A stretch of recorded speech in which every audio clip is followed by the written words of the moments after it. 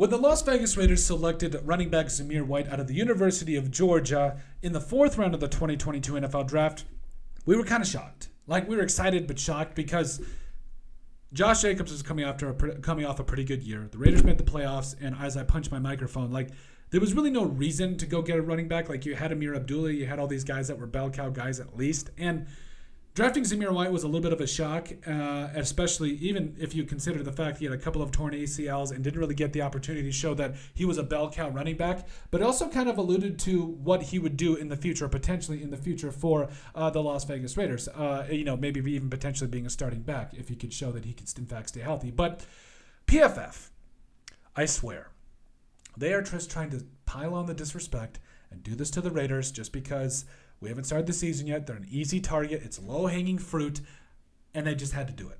But obviously you guys can read Zamir White. They ranked him dead last in their 2024 running back rankings. And to me, it's the disrespect. So, yes, we're going to bring you into it here as you get a close-up of my face. But then we're going to bring you into the one part of it. So we're going to go all the way to the top to just kind of let you know. So, number one is Christian McCaffrey, which, I mean, I guess, I get it. Derrick Henry for the Baltimore Ravens, still getting it done. Don't disagree. Jonathan Taylor, I mean, yeah, sure. Jonathan Taylor, JT's a stud out there. Did a number on the Raiders later in the season there. Nick Chubb, I mean, sure. Yes, he's still really good. Like, I'm not even gonna say anything. Bijan Robinson, year two, I think he's gonna do some really good things. Saquon, like, yes, even though you do kind of question about his workload with the Giants over the last couple of years. Breece Hall at 7, but I mean, he's a really good player. Breece Hall is actually a really good player, but don't know about 7 here. Aaron Jones for the Minnesota Vikings, we'll see. Jahmyr Gibbs, honestly thought Gibbs would be higher after the season that he had. Josh Jacobs, I get it again, but Travis Etienne as well as Kenneth Walker there. If he can stay healthy, he's going to be really, really good. Raheem Mostert, even though Raheem Mostert, I'm pretty sure he's like one of the oldest running backs in the NFL, and he still gets it done, man. You got to love it. Tony Pollard, which, I mean, again, the replacement for Zeke continues to do it. Now he's over with the Titans. Pacheco with the Chiefs, okay. Kyron Williams with the Rams actually did really play well last year. I think he should be a little bit higher if you ask me.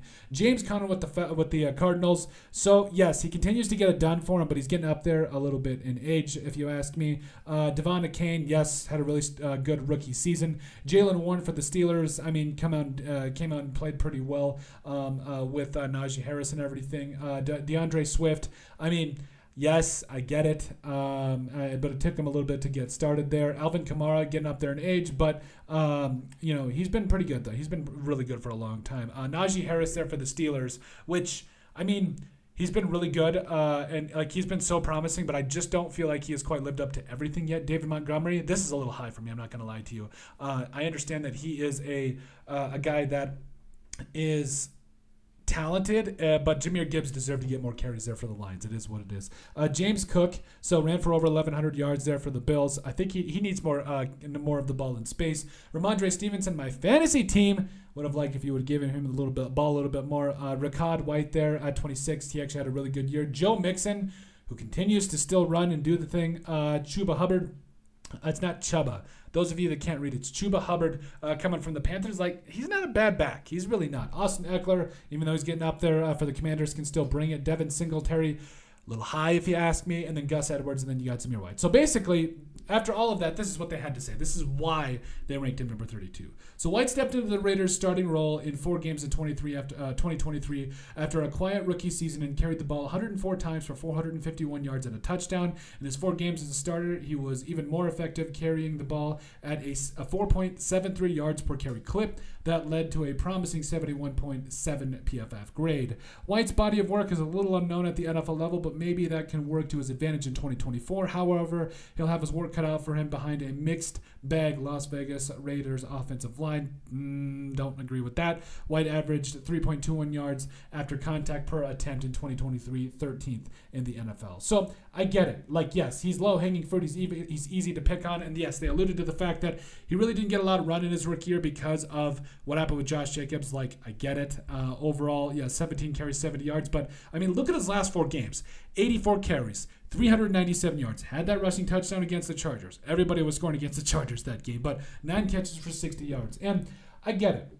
He's not really that proven in some of these different facets of his career in the NFL so far. But neither is a lot of these guys. Like, don't get me wrong, Gus Edwards is a stud. I feel like he's going to do some really good things, but you got Austin Eckler, who's getting up there in age. You got Chuba Hubbard running behind an offensive line that we really don't know what's going to be at this point. Devin Singletary, who's getting up there in age and going to play for the Giants and going to try to replace Saquon. Good luck with that. Also, Joe Mixon, who's also getting up there in age and behind a bad offensive line. And, I mean, can he still bring it? That's another question there. And at the end of the day, like, I even like like Najee Harris and Alvin Kamara. Like I understand he hasn't done a lot in the NFL, but just to come out and say 32, I'd at least put him at 24, 25. Like I just gave you 4 or 5 running backs you can name him ahead of, just because, like I said, the PFF sees the Raiders and just either takes a big giant duker on them, or they're moderately fair. I don't know. It's just at the end of the day, like.